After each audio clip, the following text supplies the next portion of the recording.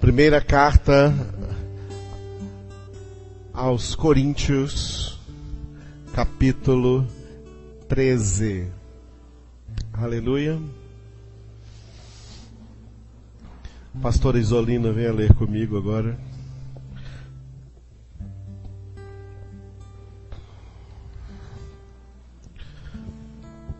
Primeira carta aos Coríntios, capítulo 13. Aleluia. Homens comigo, mulheres com a pastora Isolina. Ainda que eu fale as línguas dos homens e dos anjos, se não tiver amor, serei como bronze que soa ou como o símbolo que retine. Ainda que eu tenha o dom de profetizar e conheça todos os ministérios e toda a ciência, ainda que eu tenha tamanha fé, a ponto de transportar montes, se não tiver amor, nada serei. E ainda que eu distribua todos os meus bens entre os pobres, e ainda que entregue o meu próprio corpo para ser queimado, se não tiver amor, nada disso me aproveitará. O amor é paciente, é benigno, o amor não arde em ciúmes, não se ufana, não se ensoberbece. Não se conduz inconvenientemente, não procura os seus interesses, não se exaspera, não se ressente do mal. Não se alegra com a injustiça, mas regozija-se com a verdade. Tudo sofre, tudo crê, tudo espera, tudo suporta. O amor jamais acaba, mas havendo profecias, desaparecerão, havendo línguas, cessarão, havendo ciência, passará.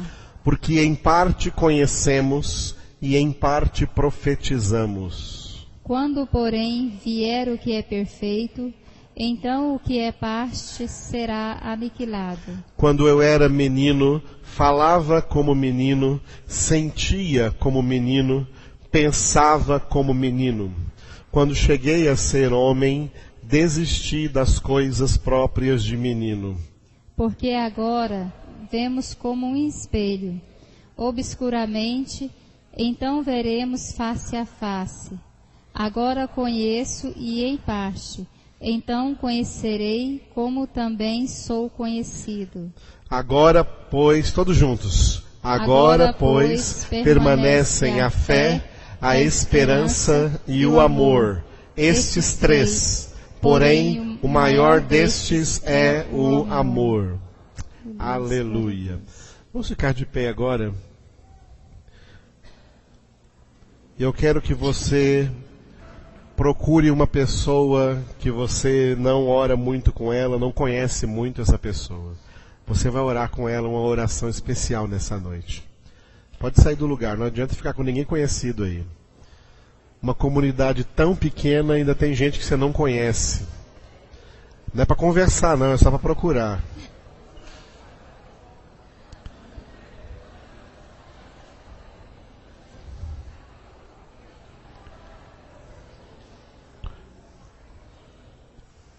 Glória a Deus. Atenção. O que você vai pedir por ela agora? Você vai pedir que ela seja cheia do amor de Deus. Aleluia. Então ore.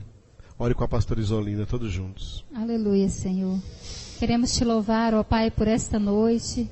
Queremos bendizer o teu nome, engrandecer a ti, Deus Santo e Todo-Poderoso. Deus amoroso, Deus que é amor. Nessa noite, ó Pai, nós clamamos a Ti. Que o Senhor venha, Senhor, encher as nossas vidas do Teu amor. Enche cada vida que está aqui nesta noite, Senhor.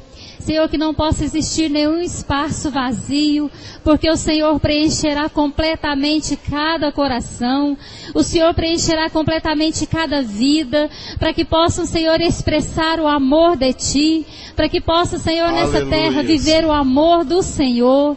Pai, Tu és amor, Tu és o próprio amor e nós clamamos a Ti que nós venhamos a sentir este amor também. Senhor, este amor para contigo, para com a nossa família, para com os próximos, Senhor, que estão ao nosso redor. Deus nos ensina a amar como o Senhor nos amou. Um amor de entrega, Senhor, que não se ufana, que não se ensoberbece, que não arde em ciúmes, mas é um amor simples, Senhor, é um amor bondoso, é um amor misericordioso, é um amor, Senhor, que engrandece o Teu nome. É isso que nós queremos ter dentro de nós, Senhor, o verdadeiro amor, o amor que provém de Ti. Não este amor que o mundo nos ensina, Senhor, que tem ensinado hoje na mídia, em todos os lugares em que passamos, um amor que é terreno, Senhor, mas nós queremos ser cheios do amor de Ti, este amor que excede todo o entendimento. Enche-nos, ó Pai, enche cada vida aqui nesta noite, ó Pai. E eu oro também, Senhor, por aqueles que não puderam estar aqui nessa noite. Que o Senhor vá de encontro a eles, Senhor, e ministra este amor. Oro também, Senhor, por Tua igreja na face da terra.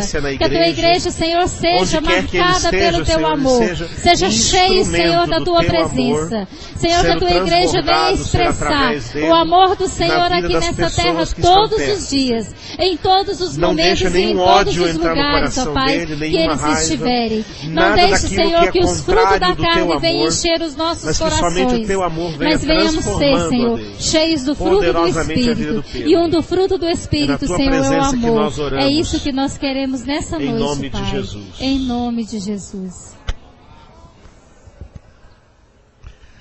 Aleluia. Agora poder estar assentados na presença do Senhor nosso Deus. Aleluia. Chegamos no capítulo 13 da primeira carta de Paulo aos Coríntios. Essa carta que tem 16 capítulos. E o título que eu dou para esses capítulos, vocês já sabem, a maioria que já ouviram, espirituais e não carnais. A epístola de Paulo aos Coríntios é uma palavra de Deus exortando os crentes a não serem carnais, a serem espirituais. Nós vamos ver dentro do capítulo 13 que crentes carnais, na verdade, não amam. Crentes carnais não amam a Deus e muito menos o próximo. Crentes carnais só amam a si mesmos e o resto do mundo que se exploda. O amor de Deus é derramado no coração de homens espirituais. Um homem espiritual, um crente espiritual, é conhecido, dentre outras coisas, pelo amor. Pelo amor que ele tem a Deus e pelo amor que ele tem ao próximo, não importa quem seja este próximo. Quem tem amor é espiritual. Quem tem amor verdadeiro é de Deus. Quem não tem amor não é de Deus e é carnal. Então a palavra de Deus nos orienta a sermos homens espirituais e não carnais. Nós já vimos que essa carta tem uma introdução, um desenvolvimento e uma conclusão. O introdução chamados à santidade pode também ser definido como chamados ao verdadeiro amor. Porque Deus que é santo, Ele é o próprio amor, a própria essência do amor. O desenvolvimento são admoestações, severas correções. Nós já vimos que essas admoestações estão divididas num outro desenvolvimento, que eu já dei o título, Corrigindo Desordens. Do capítulo 1 até o capítulo 14. Nós estamos hoje no capítulo 13, amanhã de manhã estaremos no capítulo 14. E depois, Quarta-feira nós estaremos no capítulo 15, que é a conclusão deste desenvolvimento da epístola, falando acerca da ressurreição. Quarta-feira falaremos da ressurreição. Seria amanhã à noite, mas amanhã à noite é o dia do nosso boletim. Então amanhã à noite será a mensagem do boletim, e o capítulo 15 de 1 Coríntios vai ser quarta-feira, e o último capítulo, o capítulo 16, as recomendações finais, no sábado que vem. De hoje a 8 dias, sábado que vem estaremos encerrando a primeira epístola de Paulo aos Coríntios, e vamos passar para a segunda epístola, porque eu quero passar para vocês a Bíblia inteira. Vou repetir, eu quero passar a Bíblia inteira. Então, se são homens espirituais, amam a palavra de Deus. Agora, se não são, ai, que coisa chata. É, homem carnal vai para o inferno desse jeito, porque tudo que é de Deus é chato. Mas para quem é homem espiritual, fica exultante de alegria. Então eu vou dizer de novo, como se fosse a primeira vez. Eu vou fazer isso com vocês com a Bíblia inteira. Os 66 livros. Aleluia. Muito bem, essa parte maior aí, corrigindo desordens, que vai até o capítulo 14, tem duas partes. A parte 1 e a parte 2. Parte 1, repreensões. Parte 2, orientações. Eu já expliquei isso para vocês. Quem peca, quem erra por desobediência, por rebeldia, sabendo que está errando, tem que ser repreendido. Por isso que a parte 1 é repreensões. A parte 2 é orientações, para aqueles que erram por falta de conhecimento, por falta de orientação. Tem muitos erros que as pessoas cometem, não é por rebeldia, mas é por falta de orientação. Então são orientadas para não cometerem mais esses erros. E nós estamos nessa parte 2. Nós já encerramos a parte 1 e vamos encerrar a parte 2 amanhã de manhã. Estamos bem nessa parte 2. Pode passar aí para frente, Maressa. A parte 2, que é orientações, tem dois blocos, o bloco 3 e o bloco 4. O bloco 3 nós já terminamos, fala de aspectos congregacionais, no que toca os ministros chamados por Deus a ficar à frente da congregação e os membros da congregação, nos capítulos 9, 10 e 11 que nós já vimos, está aí gravado no nosso site. E nós estamos no bloco 4, que o título é Dons. O tema principal desse bloco são os dons espirituais, que nós começamos a ver na quarta-feira. Pode passar, Maressa. O bloco 4,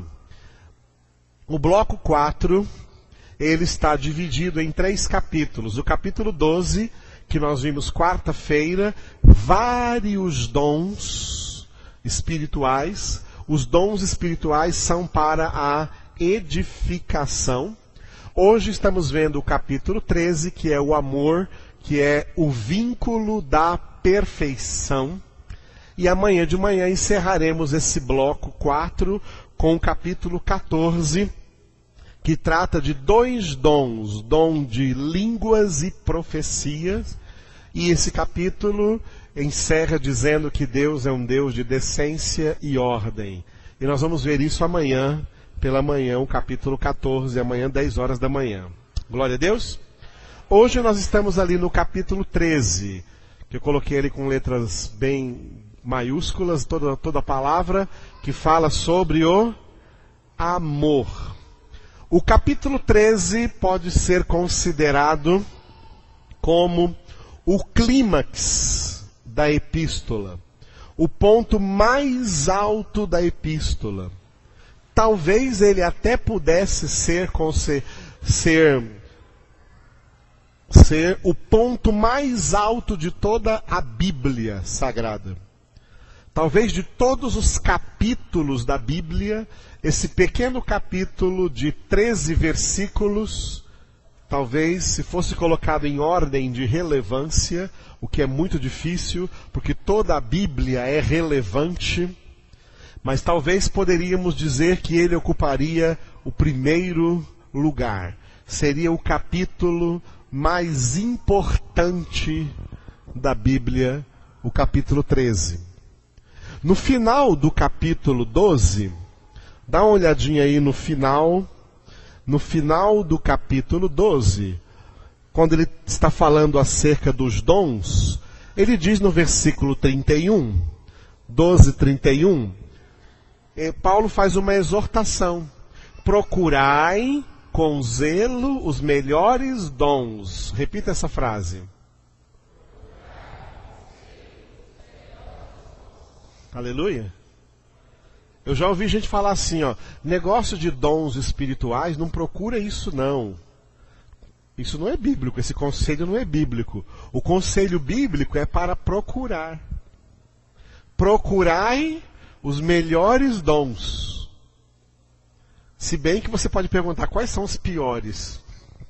É para procurar os melhores dons. Se tudo é de Deus, então tudo é bom. Mas entre o bom pode ter coisas que são melhores, tá? Procurai com zelo os melhores dons. E na quarta-feira nós falamos sobre isso e voltaremos a falar amanhã de manhã sobre 2 desses dons no capítulo 14. Nós falamos que os dons são instrumentos de trabalho. Os dons são instrumentos de trabalho. Hoje o Marquinho foi trabalhar lá em casa, né?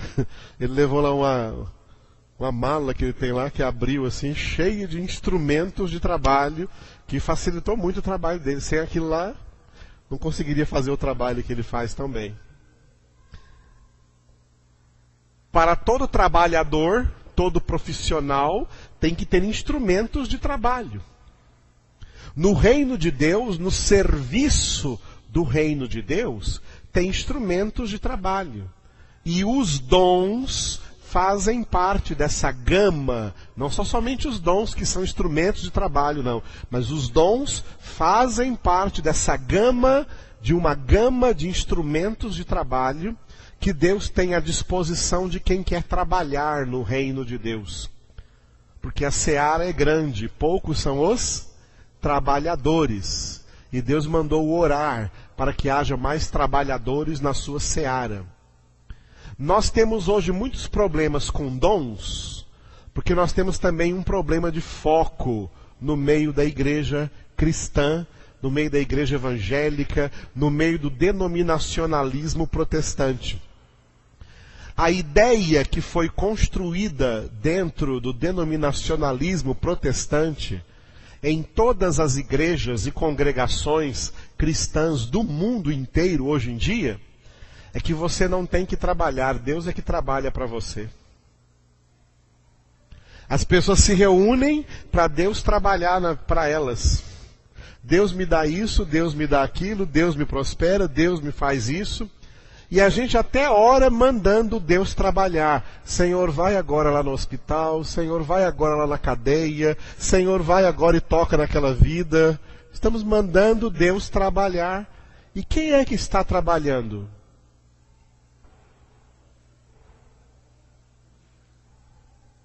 Tem gente trabalhando.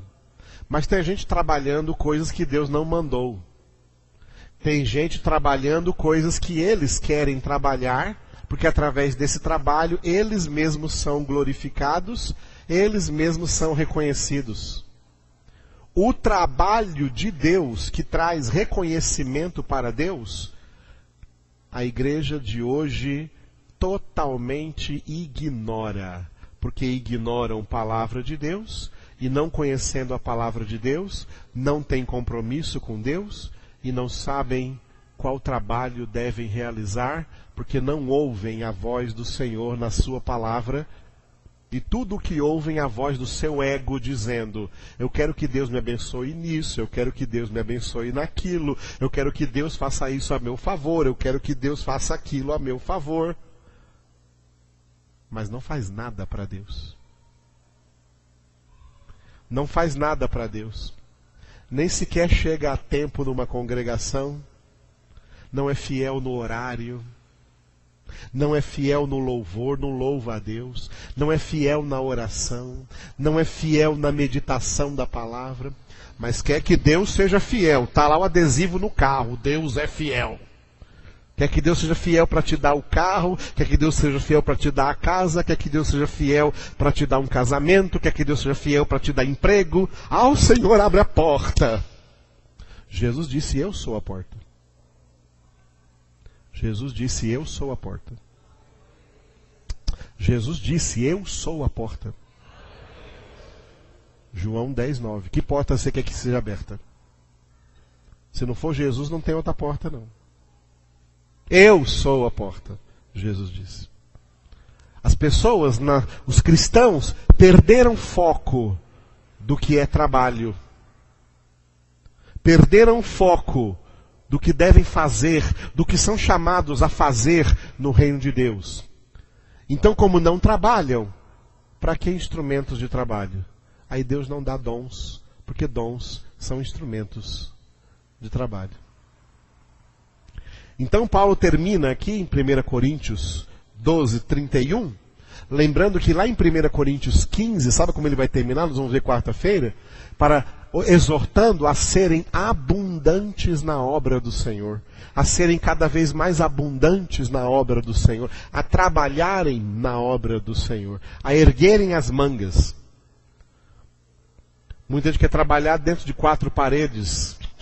Dentro de 4 paredes é para ser Maria, é para sentar e aprender. O nosso trabalho é lá fora. O campo de trabalho é o mundo. Vós sois o sal da terra. Vós sois a luz do mundo. Sereis minhas testemunhas. E aí quem se dispõe a trabalhar, a obedecer o Senhor aí no mundo, Ele vai dar os instrumentos de trabalho na hora certa para realizar a ação desse trabalho. Glória a Deus. Por isso que Paulo termina o capítulo 12 dizendo, procurai com zelo os melhores dons. Não é para enfeitar, não é para honra própria, é para trabalho, para edificar, para a obra de Deus. E aí ele termina o versículo 31 dizendo, e eu passo a mostrar-vos ainda um caminho sobremodo excelente. Leia só essa frase.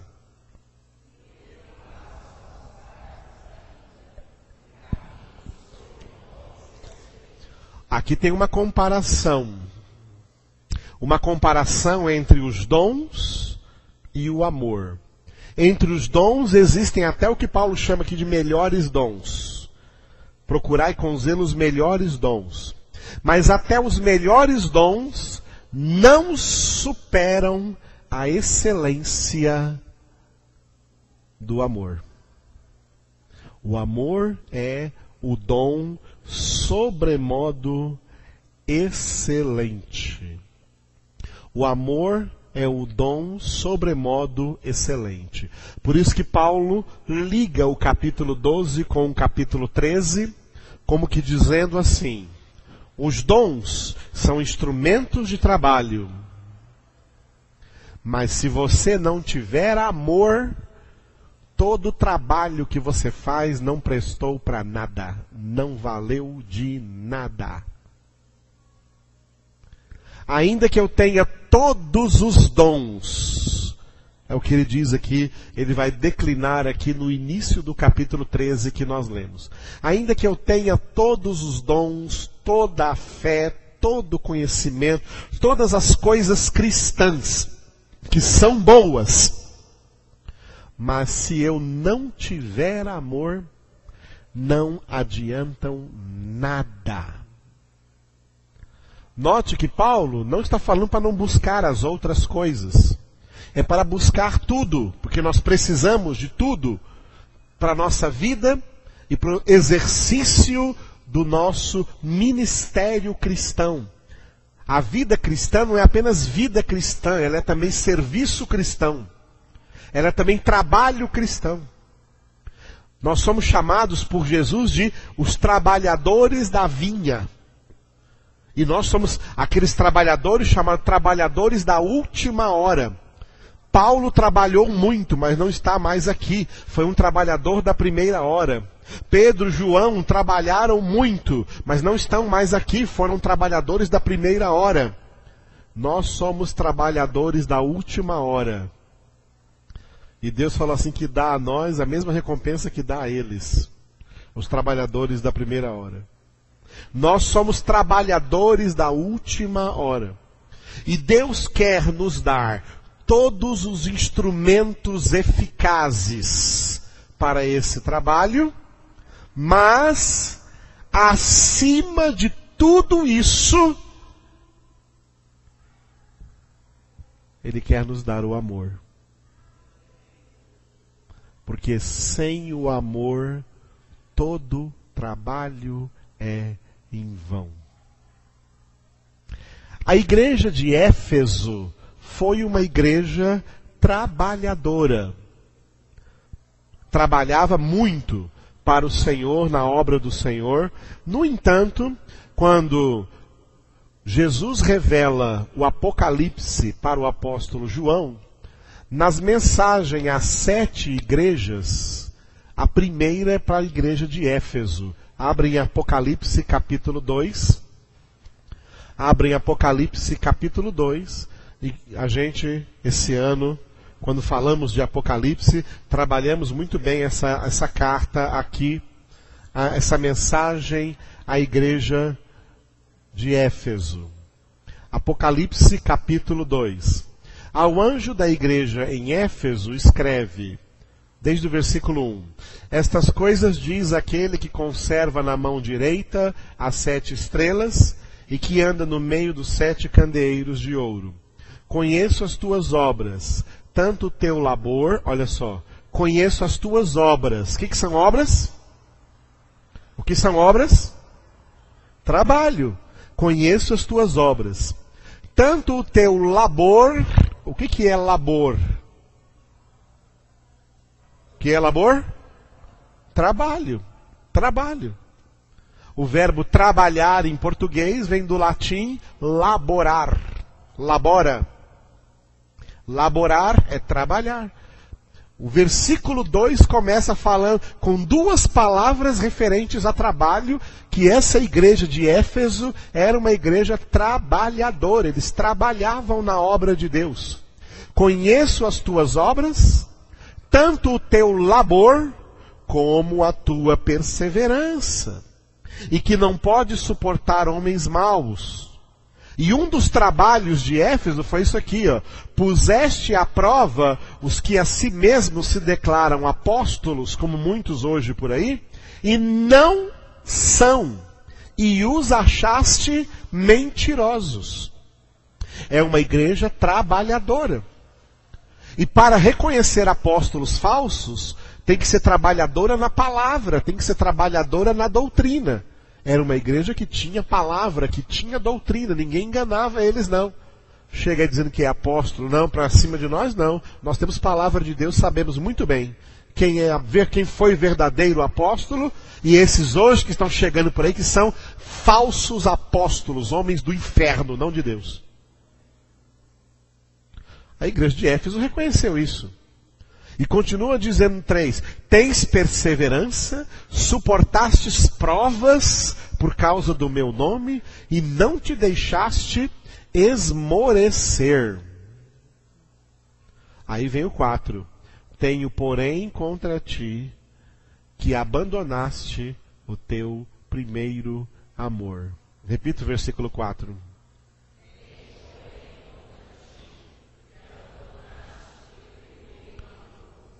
Todas as obras, todo o trabalho, sem o amor, é em vão. Cai no vazio. É em vão. O que a palavra de Deus está mostrando para nós que o Filho de Deus, na face da terra, tudo quanto ele faz na sua vida, ele faz movido por uma tremenda mola propulsora chamada amor. Tudo quanto faz tem que estar temperado com o amor. Tem que ser motivado pelo amor. De repente, Jesus está aqui falando com uma igreja que cresceu na Ásia Menor, uma igreja que foi visitada por apóstolos, especialmente pelo apóstolo Paulo, a gente lê no livro de Atos. Uma igreja que Paulo já tinha escrito uma carta para ela, a carta de Paulo aos Efésios. Uma igreja que Paulo mandou Timóteo, quando Paulo não podia estar lá, Paulo mandou Timóteo para estar com eles, para por um tempo pastorear aquela igreja. Quando ele escreve a primeira carta para Timóteo, Timóteo está em Éfeso, ali representando Paulo em Éfeso, cuidando dessa igreja. Quando Paulo acaba a terceira viagem missionária, está voltando para Jerusalém, sabendo que ia ser preso, antes de voltar, ele dá uma parada numa praia, ali no sudeste do continente asiático, e ele manda chamar os presbíteros, os pastores e os bispos da igreja de Éfeso, e lá no capítulo 20 de Atos, Paulo tem um discurso para eles: cuidai de vós mesmos e da igreja que Deus confiou a vocês como bispos, como presbíteros, como pastores, para cuidar do rebanho, porque lobos devoradores virão e não pouparão o rebanho. Então houve muito cuidado de Deus para com essa igreja de Éfeso. Deveria ser uma igreja cheia de amor. E se tornou uma igreja cheia de trabalho, mas vazia de amor. Abandonou o amor. E sem amor não há trabalho nenhum que preste. Sem amor não há trabalho nenhum que Deus aprove. Sem amor não há ação nenhuma aprovada por Deus. A falta do amor esvazia de sentido tudo o que qualquer pessoa esteja fazendo. É o amor que valoriza os nossos atos. É o amor que valoriza o nosso ministério. É o amor que valoriza o nosso esforço em sermos santos. E esse amor tem o formato da cruz. Porque o amor, ele não é egoísta. O amor egoísta não é o amor de Deus. O amor de Deus, ele é altruísta, o contrário de egoísta. O amor de Deus não leva a pessoa a centralizar-se em si mesma. Por isso tem uma frase muito importante aí no capítulo 13, voltando a 1 Coríntios 13, que nós lemos dentre as características do amor. No versículo 5 tem uma frase muito importante. O amor não procura os seus interesses. Diga só essa frase: não procura os seus interesses. Diga forte: o amor não procura os seus interesses. O que a maioria das pessoas estão fazendo no mundo? Falem. Procurando seus interesses. Isso significa que elas não têm amor. Viu? O amor não procura. O amor é descentralizado de si mesmo. Quem ama não se centraliza em si mesmo. Por isso o amor tem o formato da cruz. A cruz tem a haste vertical. A haste vertical simboliza a dimensão vertical do amor. A dimensão vertical do amor é o amor a Deus. Por isso que todos os mandamentos do Antigo Testamento foram resumidos em 2. E nesse resumo, o primeiro mandamento foi: amarás o Senhor teu Deus de todo o teu coração, de toda a tua alma, de todo o teu entendimento, com todas as tuas forças. Essa é a dimensão vertical do amor. O amor de Deus, que Paulo falou em Romanos 5:5, ele é derramado em nossos corações pelo Espírito Santo para que, em primeiro lugar, nós amemos a Deus. Aleluia. Em primeiro lugar, amemos a Deus. Foi por isso que João escreveu na primeira carta de João, João escreveu assim: nós amamos porque Deus nos amou primeiro. Ou seja, nós só podemos amar a Deus porque Ele teve a iniciativa de nos amar primeiro e aí derramar o amor dele em nossos corações, e com o amor que Ele derrama em nossos corações, nós o amamos. Aleluia. Sem esse amor, ninguém ama a Deus. Ninguém ama a Deus sem o amor que o próprio Deus derrama no coração. Então a primeira dimensão do amor é a dimensão vertical. Amamos a Deus. Em primeiríssimo lugar. E Deus não aceita segundo, terceiro ou quarto lugar. Foi o que falamos também na quarta-feira, lendo o texto de Gênesis 22, quando Deus provou Abraão. Estava provando para ver se o lugar de Deus era o primeiro na vida de Abraão, ou se Abraão de repente tinha colocado o seu filho no lugar de Deus e tinha colocado Isaac em primeiro lugar.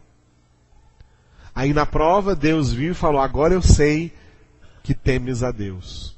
Que Deus estava em primeiro lugar e por amor de Deus, por obediência a Deus, ele seria capaz até de sacrificar o seu próprio filho, se Deus mandasse fazer. Porque a obediência que Deus quer de nós não é obediência por obrigação. A obediência que Deus quer de nós é obediência por amor. Não é nem por temor, é por amor. O temor é apenas o princípio da sabedoria, mas não é o fim da sabedoria. O temor é o começo da sabedoria, é o princípio da sabedoria, mas o fim da sabedoria, a finalidade da sabedoria é o amor. Por isso João também escreveu na primeira carta que ele escreveu. 1 João ele disse: o amor lança fora o temor. O amor lança fora todo medo. Porque aquele que teme não é perfeito no amor. O temor é uma medida provisória até chegar à plenitude do amor. Quando chegamos na plenitude do amor, o temor é descartado. O temor é necessário quando você ainda não ama suficientemente. Então você diz assim: eu não vou pecar porque eu tenho temor de Deus. Eu tenho medo do que possa acontecer. Eu tenho medo das consequências porque Deus é justo. Eu vou evitar o pecado porque eu tenho medo. Isso é temor, correto. Isso é o princípio da sabedoria. Mas à medida que você cresce na sabedoria, à medida que você cresce no conhecimento de Deus e na experiência palpável do amor de Deus na sua vida, e o amor de Deus vai enchendo o seu coração, daqui a pouco você mudou de atitude. Você pensava assim: peraí, eu estava evitando pecar por medo, mas agora eu estou evitando pecar por amor. Eu não quero pecar, não é mais porque eu temo a Deus, eu não quero pecar é porque eu amo a Deus. É assim que o amor lança fora todo medo. Mas enquanto não tem amor, você precisa do temor. Se você chegar a 50% de temor, 50% de amor, você ainda precisa de 50% de temor. Quando você chegar a 70% de amor, você ainda precisa de 30% de temor. Quando chegar a 90% de amor, você ainda precisa de 10% de temor. Quando chegar a 99% de amor, você ainda precisa de 1% de temor. O temor só é lançado fora quando você estiver 100% no amor. É isso o caminho sobremodo excelente que nós temos que buscar acima de qualquer dom ou de qualquer coisa em Deus. A plenitude do seu amor. Foi por essa razão que Paulo, quando escreveu aos Efésios, vamos dar uma olhada agora na carta de Paulo aos Efésios, capítulo 3. Quando Paulo escreveu a carta aos Efésios, ele disse no capítulo 3, qual a causa pela qual ele se põe de joelhos diante do Pai. Versículo 14. Por esta causa me ponho de joelhos diante do Pai, de quem toma o nome toda a família, tanto no céu como sobre a terra, para que, segundo a riqueza da sua glória, vos conceda que sejais fortalecidos com poder, mediante o seu Espírito no homem interior. E assim habite Cristo no vosso coração, pela fé, estando vós arraigados e alicerçados em amor, a fim de poderdes compreender com todos os santos qual é a largura e o comprimento e a altura e a profundidade, e conhecer o amor de Cristo, que excede todo entendimento, para que sejais tomados de toda a plenitude de Deus. Leia bem forte o 19.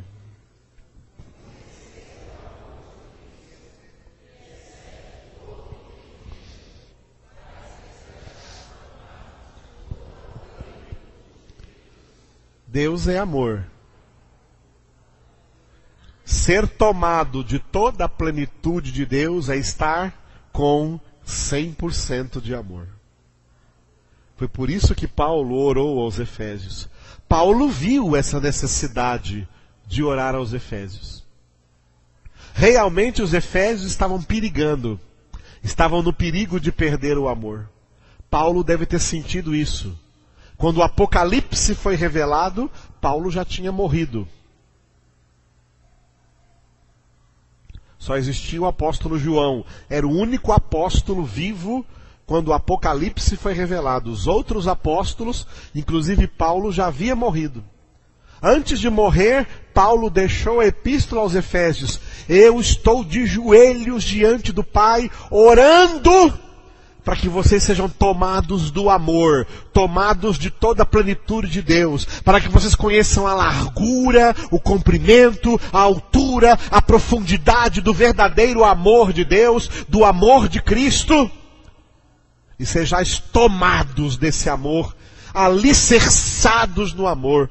Paulo já tinha, como homem espiritual que ele era, já tinha sentido essa necessidade, ele já viu essa tendência dos Efésios de abandonar o amor. Mas Paulo morreu e eles abandonaram o amor. E chega lá em Apocalipse, Jesus fala: Efésios, eu tenho uma coisa contra ti. Vocês abandonaram o amor. Vocês são muito trabalhadores, trabalham muito na igreja, trabalham muito como igreja, mas vocês não têm mais amor. O seu trabalho não presta para nada. Não vale de nada, porque perderam o amor. A primeira dimensão do amor é a dimensão vertical. Primeiro, amar a Deus. Para quê? Para que tudo o que eu faça na vida seja movido, seja motivado pelo amor que eu tenho para com Deus. Para o amor, por causa do amor que eu tenho para com Deus. Vou dar só um exemplo básico. Por causa do amor que você tem com o dinheiro, você não chega atrasado no seu trabalho. Chega? Me responda, chega? Me responda, chega? Por amor que você tem ao dinheiro, você não chega atrasado no seu trabalho. Principalmente se você sabe que tem um chefe lá que cobra a sua entrada e que se você chegar atrasado, você vai perder dinheiro com isso. Chega atrasado? Mas para tudo que é de Deus, como é que você chega? Para tudo que é de Deus, como é que você chega? Estou perguntando, irmãos, para tudo que é de Deus, como é que você chega? Alô, som, testando. Para tudo que é de Deus, como é que você chega?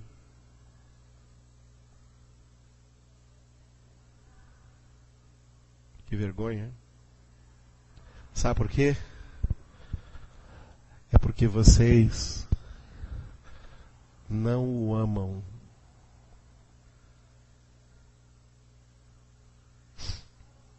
Que tristeza.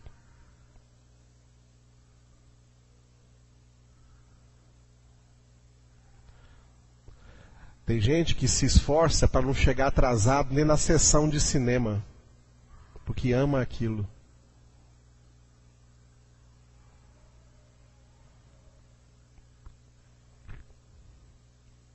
Entenderam?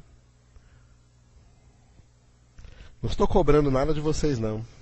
Eu desisti de cobrar qualquer coisa de qualquer ser humano. E eu vou falar uma coisa para vocês. Eu não acredito em exemplo. Eu não acredito em exemplo.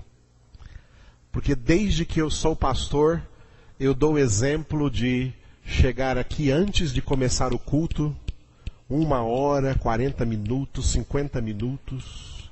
E não é porque eu sou pastor, não. Quando eu não era pastor, eu também chegava assim. Sabe por quê? Porque eu amo o Senhor. E quem ama, respeita.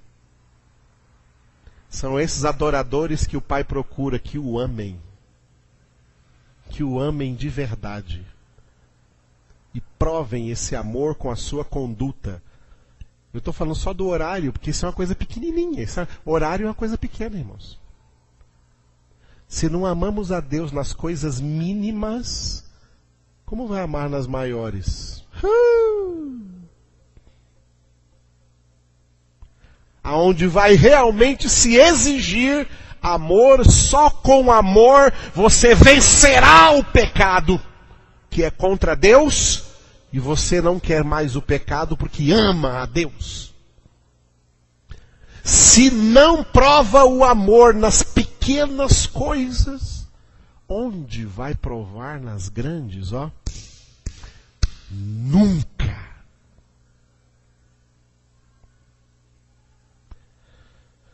Não precisamos falar do mundo, nem de outras igrejas, nem de outras congregações. Falemos de nós.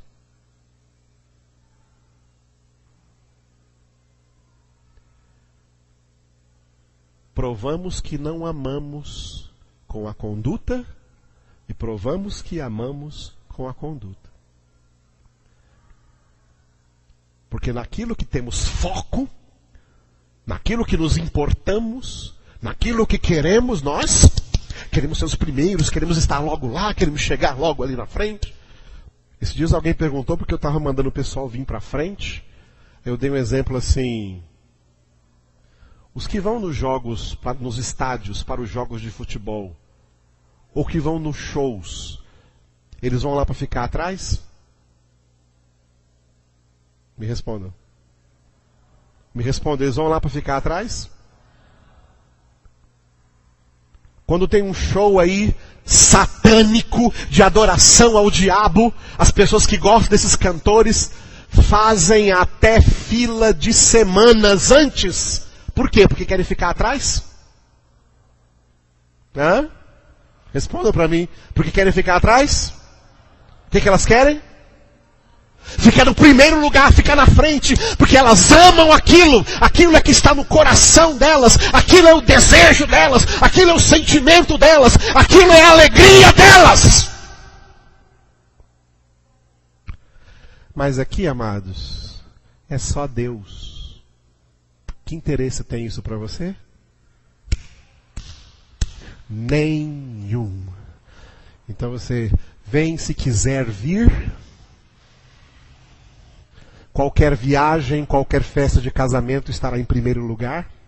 Qualquer aniversário estará em primeiro lugar. Qualquer compromisso na vida social estará em primeiro lugar.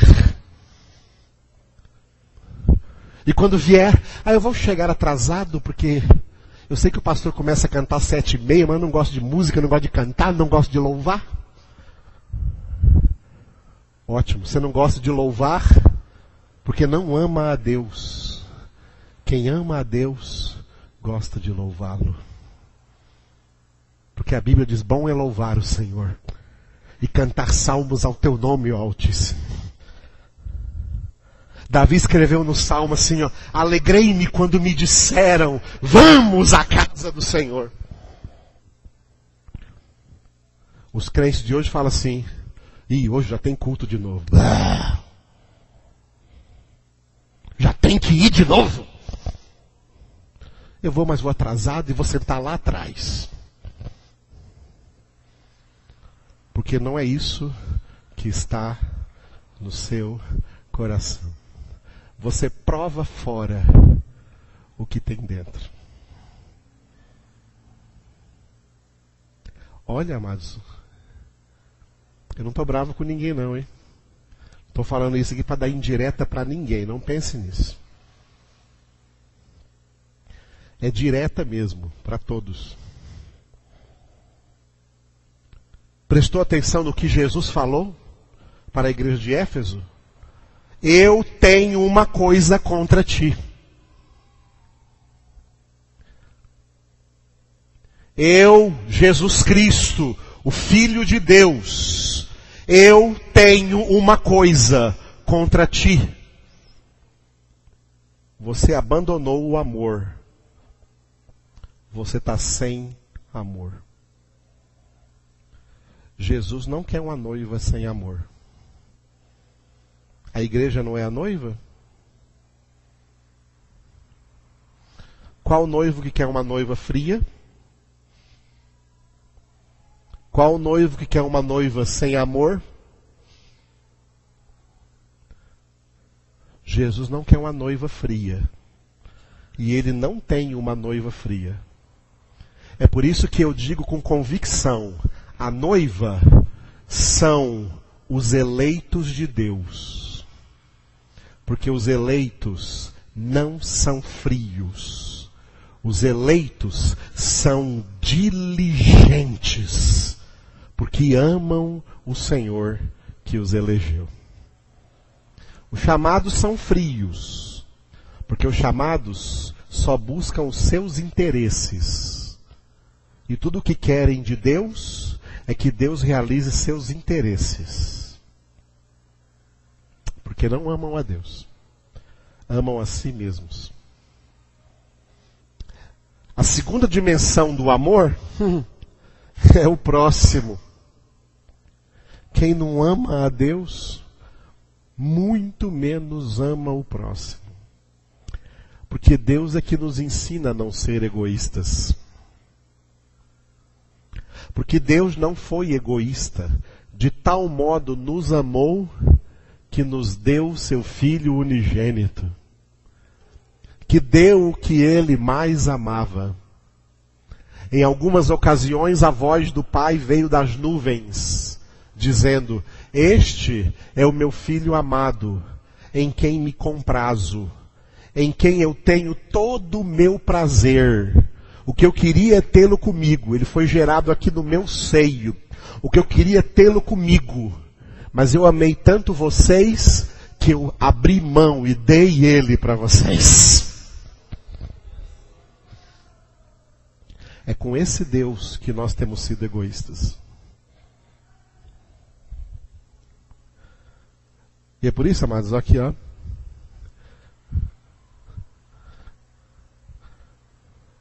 Tem tanta gente com problemas e não sabe que a raiz do seu problema é que você é o centro da sua vida, que você só ama você que você só busca os seus interesses.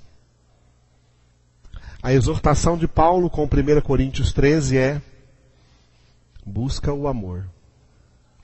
Porque o amor está acima de todos os dons, está acima de todo ministério, está acima de todo trabalho, está acima de tudo na vida.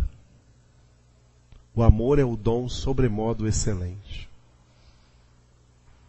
para amar a Deus e para amar ao próximo. O amor a Deus permaneceu imutável do Antigo para o Novo Testamento, é o mesmo amor. Mas o amor ao próximo foi mudado. No Antigo Testamento estava escrito, amarás o teu próximo como a ti mesmo.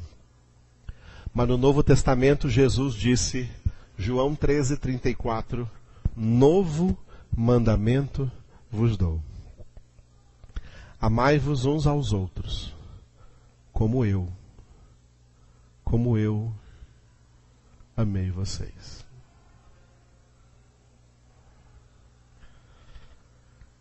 Estou lembrando agora que comecei essa reunião aqui, logo depois de estar cantando ali. Comecei aqui a reunião antes de ler Gênesis, e o Espírito de Deus me levou a orar como Daniel: a ti, Senhor, pertence toda a glória, e a nós o corar de vergonha. Amados, eu queria que tivesse um buraco aqui para me entrar no chão agora, nesse momento. Eu estou com vergonha. Você não tem vergonha?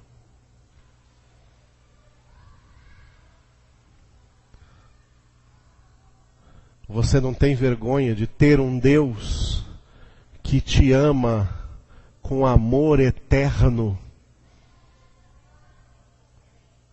e você não ama Ele nada? Tem vergonha?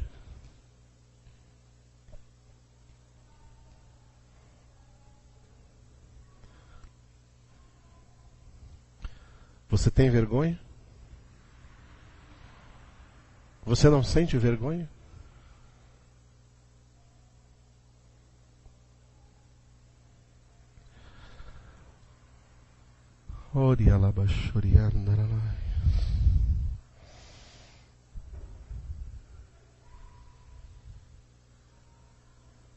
Ó Deus,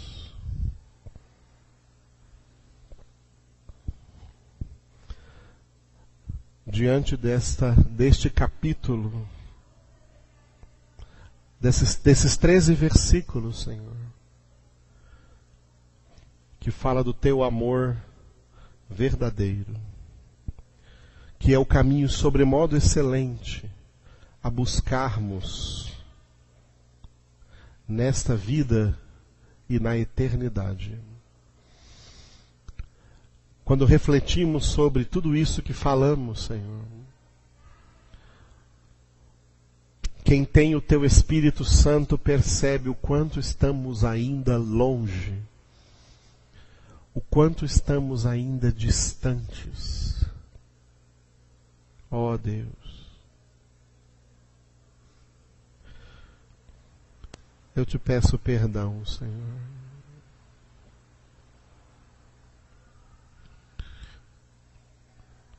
Eu quero estar no teu amor, Senhor. Qualquer outra coisa que eu precise, eu sei que o Senhor tem para dar.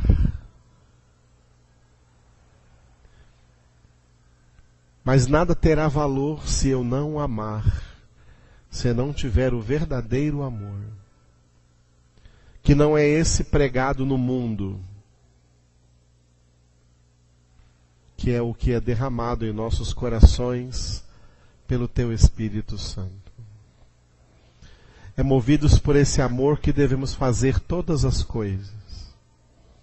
É movido por esse amor que devemos congregar. É movidos por esse amor que devemos orar. É movidos por esse amor que devemos meditar na tua palavra de dia e de noite. É movidos por esse amor que devemos evangelizar. É movidos por esse amor que devemos cantar. É movidos por esse amor que devemos nos santificar. É movidos por esse amor que devemos dizimar e ofertar.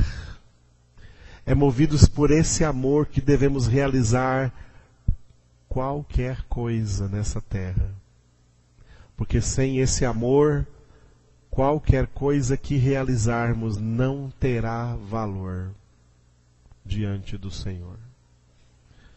Espírito Santo de Deus, a Escritura diz que és tu que derramas o amor de Deus em nossos corações.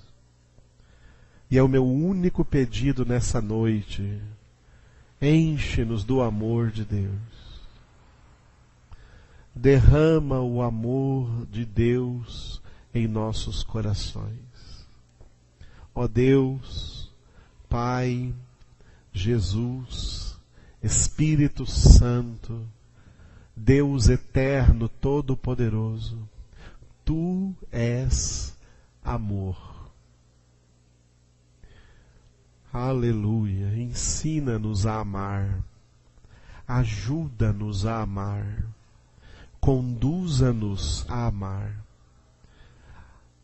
a Te obedecer por amor, a obedecer a Tua palavra por amor, a nos santificar por amor, porque Tu és santo. Ó Deus, é assim que eu oro nessa noite, com meu coração envergonhado diante de Ti, porque quando a Tua Escritura nos mede, nossa medida é muito insuficiente. Precisamos de Ti, Senhor. Sem Ti nada somos, nada podemos fazer. Toca, Senhor, em todos que vieram nessa noite para serem confrontados com essa palavra. Toca, Senhor, naqueles que vão ouvir pela internet, se alguém vai ouvir. Ó Deus Todo-Poderoso, ajuda-nos a mudar por amor. Ajuda-nos a nos transformar por amor. A tomar atitudes sérias baseadas no amor. A nos decidir por mudanças concretas por amor, Senhor. Aleluia, Senhor.